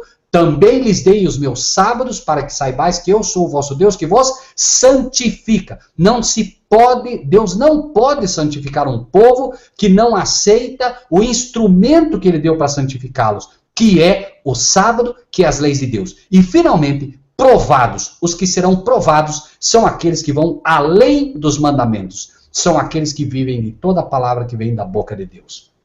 Né? Irmãos, o irmão Celso aqui coloca a relação do decreto dominical com o encontro da família ser realizado em setembro desse ano, com toda certeza. O dia da família nada mais é do que um embuste do inimigo, do que um engano do inimigo para derrubar o dia de Deus. Claro que ele não poderia dizer o dia do diabo ou o dia do Papa. Então ele diz o dia da família, tentando exatamente contrafazer com o dia de Deus. Lembre-se, disse Deus na sua palavra e registrou Deus com o seu dedo, né? Lembra-te do dia de sábado. Registrou o inimigo com o seu dedo também, né? O quê? Guardai domingos e festas. O sábado é o sinal não só para o povo de Deus, mas é um sinal para que o povo de Deus saiba quando se inauguram todas essas coisas. Um último texto e com isso encerramos, né? Agradecido aqui pela paciência do irmão Marcílio, principalmente, que sei que sempre tem bastante coisa, mas irmãos, vejam que impressionante Mateus 24, quando estudamos à luz destas profecias. Mateus 24, e com isso repetimos, a gente encerra. Olhem só que impressionante isso, amados irmãos. Querem ver? Mateus 24 é dito o seguinte, ó. Mateus 24, 1 e 2 primeiro. Quando Jesus ia saindo do templo, aproximaram-se dele os seus discípulos para lhe mostrar a estrutura do templo. Vamos trazer isso para hoje. Jesus saiu do templo, saiu das igrejas. E os membros querem mostrar para Jesus a beleza da igreja. Olha que igreja bonita, né? Quem sabe agora ali o Edir Macedo mostrando a beleza do seu templo e todo mundo fascinado pela beleza. Coração para a igreja e não mais para Cristo. Notem, Jesus disse, não vedes tudo isso, não vai ficar pedra sobre pedra que não seja derribada. As igrejas hoje roubaram o coração dos membros e o coração dos membros está na igreja e não está em Cristo. Cristo precisa derrubar as igrejas para que as pessoas possam se voltar para Ele, a verdadeira rocha viva. Agora veja, muita atenção nisso, amados irmãos. Versículo 3, que é o principal desse estudo. Estando assentado no Monte das Oliveiras, chegaram-se a ele os seus discípulos em particular. Então Jesus, assentado no Monte das Oliveiras, chegaram os discípulos em particular. Não foram para o pastor, não foram para a igreja perguntar. Foram perguntar para Jesus. É o que cada um de nós temos que fazer. Não percam tempo perguntando para os pastores os sinais. Não vão receber. Perguntem para Cristo. Em particular, joelho no chão, Senhor, me mostra, eu quero aprender. É assim que se aprende hoje as profecias, amados irmãos e irmãs. Não será com os pastores, amados, não se enganem. Muito bem, chegaram-se a ele os seus discípulos, em particular, dizendo, dize-nos, quando serão essas coisas e que sinal, não sinais, que sinal haverá da tua vinda e do fim do mundo? Irmãos, foi perguntado um sinal, não sinais. Jesus, para que a gente não erre, para que os discípulos não errassem, para que nós não erremos, ele começa a mostrar uma série de eventos que precederiam o sinal. Repito, a pergunta foi, quando sinal? Muita atenção nisso, irmãos. Quando sinal? A resposta de Cristo está no versículo 15, Mateus 24, 15. Note. Quando, veja que ele fala um monte de coisas. A pergunta foi, Senhor, quando serão e que sinal? No versículo 15, ele responde, quando, é o mesmo quando da pergunta deles, quando, pois, virdes que a abominação da desolação de que falou o profeta Daniel está no lugar santo, quem lê, entenda. Vejam que é exatamente o que está lá em Daniel. Então, o que ele está dizendo para nós hoje. Para eles, na época, era o cerco de Jerusalém, que tem tudo a ver com o cerco, porque o cerco de Jerusalém, pelos romanos, apresentou o estandarte romano, os estandartes de Roma. Os estandartes de Roma são as suas leis, são os seus mandamentos. O estandarte de Cristo são os seus mandamentos, são os mandamentos de Deus. Então, um povo com os estandartes, ou os mandamentos de Deus, e um povo com os estandartes romanos. Lá, os estandartes romanos cercam agora Jerusalém. Hoje, as leis romanas cercam o povo de Jerusalém. Aqueles que puderem entender e aceitarem, se mantiverem firmes, vão até o fim. Aqueles que sucumbirem aos estandartes romanos, certamente sucumbirão também nessa época. Por isso diz, quando pois virdes que o domingo, a abominação que traz desolação, de que falou o profeta Daniel está no lugar santo, quem lê, entenda. E assim encerramos este estudo. Que Deus possa abençoar grandemente a todos. Irmão Marcílio, por favor, e me perdoe pela demora. Imagina, irmão. Fique à vontade. Embora a gente gravar para 1h e...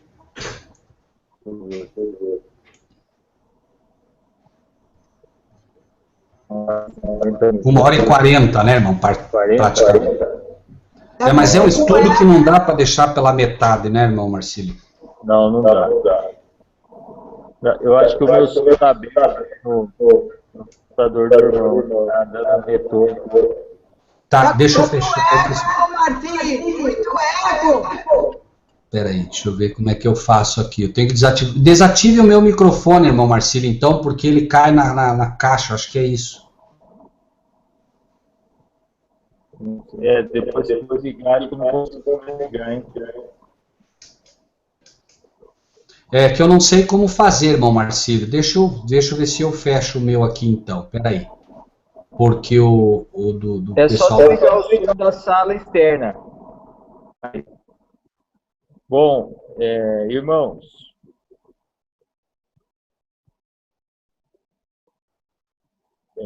abrir a participação aí para o irmão Fabiano, que está na sala, a irmã Joana e o Robson.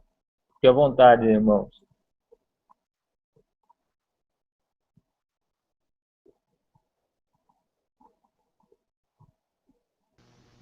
Irmãos, eu teria uma colocação aqui, queria saber a opinião dos irmãos ou do irmão Rogério. Eu queria deixar só uma pergunta aqui para a gente crescer no conhecimento dessa passagem. Mateus 24:14 fala o seguinte: e este evangelho do reino será pregado por todo mundo em testemunha a todas as nações, então virá o fim. Eu entendo que nesse verso fala sobre o cumprimento da pregação da mensagem, que vai ser pregado, então vai vir o fim. Assim como Noé, entendo eu, assim como Noé ele pregou, ele cumpriu a missão dele durante aquele período. Quando ele terminou de cumprir a missão dele em termos de pregação, ali foram 120 anos, chegou o momento que chegou o fim, mas o primeiro fim que chegou não foi, no caso, o fim do mundo, pelo dilúvio, mas foi o fim da pregação, onde ele entrou para a arca, e ainda demoraram-se 7 dias até que viesse o dilúvio. Amém. Então, a história se repete. Quando nesse verso 14 fala que vem o fim, também chegará um momento que a missão do Evangelho será cumprida, e lá em Tessalonicenses fala que por não darem ouvido ao Espírito da verdade, seria enviado o Espírito do erro, né? Então, o verso 15 mostra o momento em que o Espírito do erro é entronizado. Aí eu deixo aqui uma pergunta para os irmãos. Nessa época aqui do verso 15, o povo de Deus seria convidado a sair definitivamente para o campo e não voltar atrás para não pregar, porque no caso já teria pregado? Como é que os irmãos vê essa questão do fim, talvez da pregação, do cumprimento da missão, e a questão de não voltar atrás nem para pregar mais, no caso? Como é que os irmãos entendem?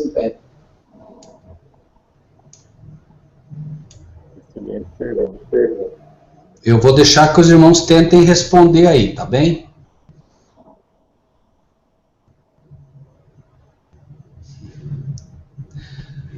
Irmão Fabiano? Sim, pode falar, irmão. Veja, para mim esse texto não tem dúvida, até porque o próprio texto em si ele esclarece, né? Veja que ele vai mostrando uma série de eventos, e aí ele diz, este evangelho do reino será pregado em todo o mundo. Depois que for pregado a todo mundo, não tem mais o que fazer, irmão. Não é para mais voltar, não é para fazer mais nada, irmão.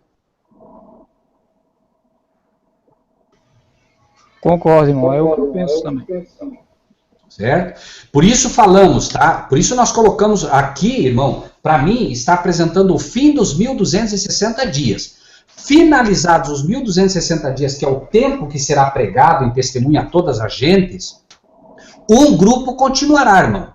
Veja, um grupo, porque veja, em Apocalipse 11 tem 2 grupos. Um grupo ele vai ser morto, Mas o outro grupo, quem sabe o irmão Fabiano, quem sabe o irmão Marcílio, quem sabe os irmãos que estão aqui hoje, as irmãs, que se prepararam, eles vão para o fim, só que eles não pregam mais. Eles agora apenas testemunham o poder de Deus. Eles estarão em meio a todas as pragas que estarão caindo sobre a terra, porém não pregam mais. Não há mais razão para pregar, porque a porta da graça já se fechou. Lembrem-se que as pragas só caem após o que, irmão Fabiano? As pragas derradeiras, né? Não as trombetas, as pragas, as taças da ira de Deus, elas só começam a cair quando? Quando fecha a porta da graça, seria aí? Lógico, exatamente. Então não tem mais, se a porta da graça já fechou, por que esse povo vai estar na terra? Apenas para testemunhar do poder e da veracidade de Deus, não mais para pregar o evangelho. Por isso que as duas classes em Apocalipse 11 pregam por 1260 dias, ou 3 anos e 6 meses. Lembrem-se, porém, que os 1335 dias ainda terão 45 dias depois de encerrada a pregação. Certo? Irmão Rogério, acho interessante o simbolismo de Elias. Elias, ele cumpriu a missão dele nos dias do rei Acabe, e ali muitos sinais foram feitos, provados que só Deus é o Deus verdadeiro. No entanto, Jezabel decreta a morte de Elias. E aí, neste momento, Elias se retira para o deserto, ele fica ali quase que num estado depressivo. A pressão sobre ele, a provação é tremenda. E o povo de Deus entende também que eles passarão por essa provação. Eles vão se ver como se fossem os únicos no mundo, vivendo em lugares isolados, onde a sua morte é decretada, porém, permanecerão até o fim, né? O irmão está colocando de forma brilhante, isso ajuda bastante, acho que os irmãos entenderem também. É a angústia de Daniel 12, ou seja, a angústia final, certo? É a angústia final, e é a mesma angústia porque passou quem também? Lembram? Jacó, certo? O irmão Fabiano fechou com chave de ouro, hein, irmão Rogério? Amém. Muito bem. Amém. Irmãos, vamos orar? Fazer uma oração para a gente finalizar? Vamos sim.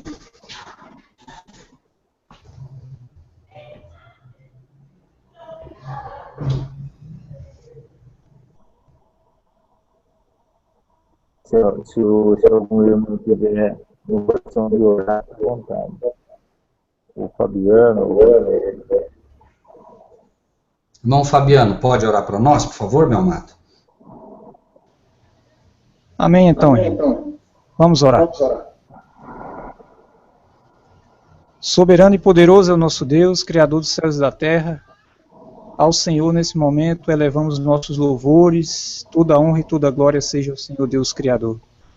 Nosso Deus, o nosso intuito, o Senhor que sonda os corações sabe que é de aprender mais da Tua palavra, que o Senhor não nos deixe sermos levados pela correnteza das teorias humanas, mas nos ajuda, Senhor, que através da Tua palavra o Senhor reavive a nossa vida na rocha da fé que é Jesus. Nosso Deus, nós pedimos a Tua graça de modo especial sobre todos os que partilham deste estudo e partilharão no futuro, para que Teu Santo Espírito nos guie em toda a verdade e nos prepare e nos use segundo a Sua boa vontade. Santo e poderoso nosso Deus, pedimos com aqueles que não conseguiram chegar a tempo no estudo, que o Senhor conceda cada vez mais podermos crescer na pregação da Tua mensagem, que o Senhor nos conceda a Sua bênção e a Sua guarda durante essa semana que para nós é desconhecida. Pelo nome e pelo sacrifício do nosso Senhor Jesus é que rogamos. Amém. Amém. Boa noite a todos os irmãos. Boa noite a todos. Robson, irmão Fabiano, irmã Joana, e demais irmãos que estão na sala conosco. Até segunda-feira, às 20h30. Amém. Boa noite a todos. Boa noite a todos, amados irmãos. Muito obrigado pela paciência de todos. Ao irmão André, ao irmão Cristiano, né, ao irmão Celso, que esteve aí com a gente, ao irmão Robson, ao irmão Sueli, ao irmão Pedro Sampaio, ao irmão Cristiano, né, que a gente falou. Irmãos, a todos, e me perdoem se não lembro de todos, o Rude, que está com a gente lá da Itália, né, que participou com a gente. Irmãos, o Júnior Ramos, irmãos, que Deus os abençoe grandemente. É sempre um prazer estar com os servos de Deus, né, num estudo desse. E é também, claro, uma grande responsabilidade, mas eu agradeço de todo o coração pelo privilégio que Deus tem me dado de poder chamá-los de meus irmãos e minhas irmãs. Que Deus esteja sempre com vocês e me faça digno de poder compartilhar aquilo que eu entendo ter recebido de Deus através de estudo. Tá bem? E segunda-feira estejam conosco novamente. Eu queria convidar de forma toda particular, irmão Marcílio, não sei se pode, o irmão Fabiano.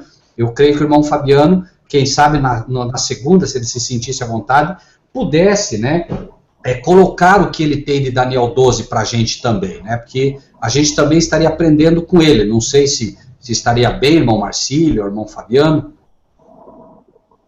Por mim, perfeito. Segunda-feira está perfeito. Tá bem, irmão Fabiano? Pode ser? Pode ser sim, está tranquilo. Segunda-feira, então, tá bem. Então, amém. Então, na segunda-feira, daí a gente, né, porque eu já tenho outros temas, né, que eu entraria, tem mais de Daniel 12, mas eu preferiria realmente ouvir um pouco. E aí, irmão Fabiano, entre em contato comigo, por favor, na segunda-feira, para mim poder fazer o link, para mim poder fazer o banner por mão, do que o irmão precisar de ajuda, tá bom, meu amado? Irmão, só uma questão. Sobre Daniel 12, eu no caso, não teria novas colocações, não. Apenas eu me disponho a participar do estudo na próxima segunda, mas eu acredito que o que foi exposto foi bem interessante. Mas o irmão tem de Daniel algo que o irmão gostaria de compartilhar com a gente, então? Não, assim, basicamente para mim tem sido um desafio estudar o livro de Daniel. Eu tenho procurado fazer isso, mas não tenho, assim, nada de novo pudesse acrescentar. Tá, o irmão, então, não para insistir, o irmão gostaria de apresentar algum outro tema na segunda. Se o irmão não se sentir à vontade, eu vou continuar com daí Apocalipse. Não, pode ficar à vontade, irmão. Pode continuar os estudos. E segunda, a gente está junto aqui colaborando, né, dentro do possível. Amém, então. Mas, por favor, irmão, prepare algum tema para a gente, tá bom? Eu gostaria muito de ouvir o irmão, tá bem? Certo, mais à frente eu prepararei. Ok. Um abraço para o pastor que não pôde estar conosco. Ele estava na sala, mas teve um problema de sinal lá da internet, caiu, ele saiu, não tem como voltar. E um abraço também, muitas saudades, eu quero que ela esteja aqui, quem sabe no Hangout que vem, na próxima segunda-feira, Cristiane, que é autora desse canal. Vamos ver se ela vai estar com saudades. Deus abençoe a todos. Um abraço. Até segunda.